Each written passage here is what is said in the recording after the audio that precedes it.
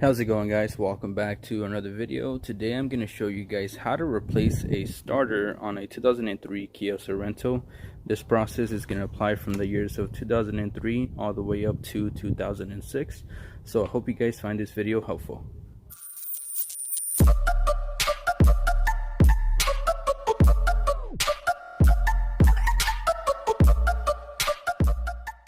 Along with the starter, I'm also going to be replacing the battery. I'm going to go ahead and hook this up, and we're going to go ahead and try to turn on the vehicle just to confirm that the starter is bad.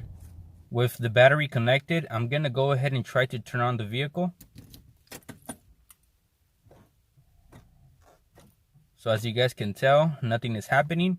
To further confirm that we have an issue with the starter or the starter solenoid, I did go ahead and go underneath the vehicle, and I'm going to try to bypass the starter solenoid and basically try to jump it with a piece of metal right here. If I hear the starter motor turning, that means we have an issue with the solenoid, and if we don't, that means that the starter motor itself is bad. So I just have a piece of metal right here.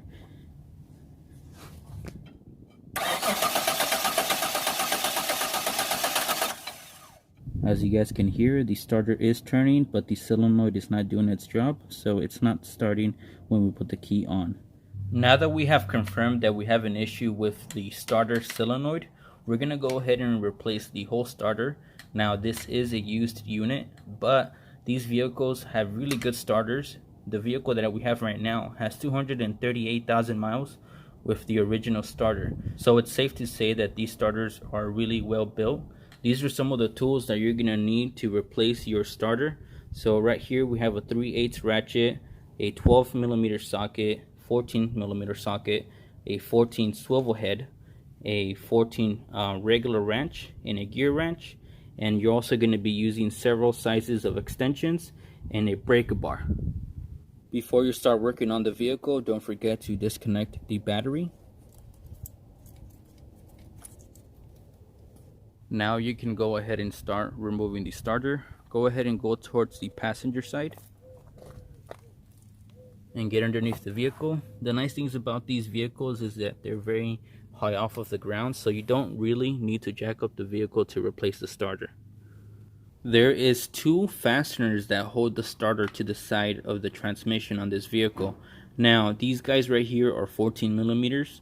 Once you remove these two fasteners, you're going to go ahead and go towards the back, and you're going to remove these connections. Now these right here have a little clip that you have to push in, and then you have to pull just like that, and then that's going to remove one of the connections. The other one has a 12mm nut that holds it down. So you're going to be using sockets to replace these. The only reason I'm showing you guys this view is because it's very crowded underneath the vehicle, and I just wanted to help you guys out more by showing you guys pretty much what needs to be done. So with that being said, let's just go ahead and start replacing the starter. As you guys can tell, I'm underneath the vehicle, and right in front of us are the two fasteners that we need to remove the starter.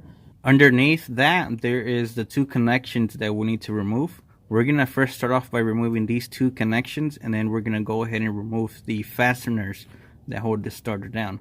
So if you guys remembered, we're going to go ahead and disconnect the little clip.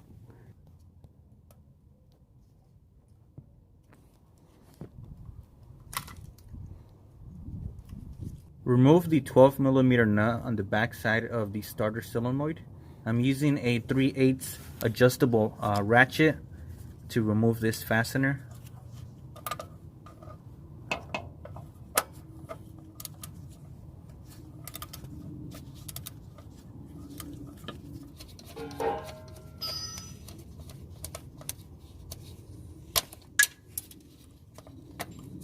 With everything else disconnected, now we can go ahead and remove the two 14mm fasteners.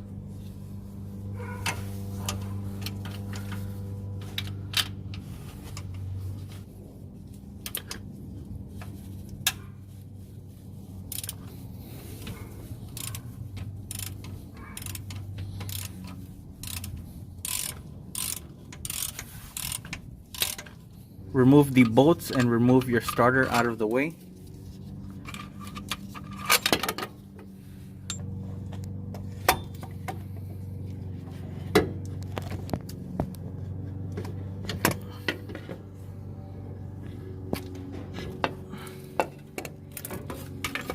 In front of me, I have the old starter that we just removed, and on the bottom we have the replacement starter. As you guys can tell, these guys are both identical. Now on the top, the starter, you guys can see that it's pretty worn out, and that's probably why it failed. Now, these starters do last a very long time, so I'm hoping that this one, even though it is used, lasts a long time as well. We're gonna go ahead and install this back on the vehicle. Now, I'm not gonna show you guys how to do that just because you guys saw how crowded it was underneath the vehicle, so we're just gonna go ahead and skip to the point where we turn on the vehicle.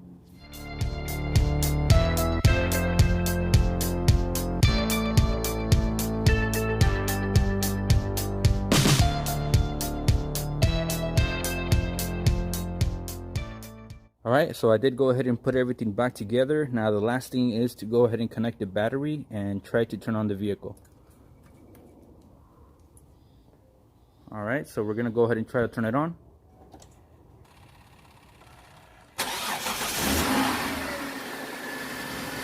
Alright. As you guys heard from the previous video, the vehicle did go ahead and turn on. So that confirms that our replacement starter is fully working and that the old starter was defective.